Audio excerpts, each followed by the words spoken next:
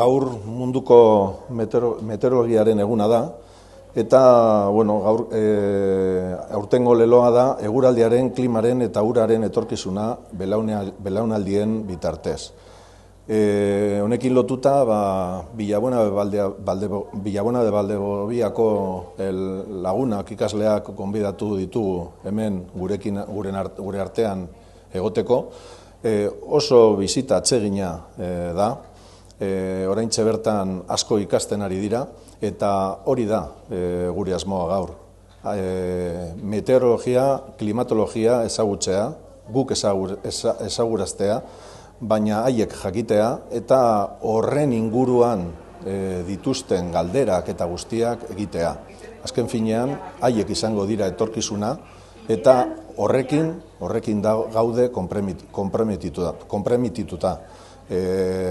Nahi dugu gure errealitatea ezaguraztea, eta honekin lotuta beren interesa sustatzea. Baita gaurko eguna oso importantea da azpimarratzeko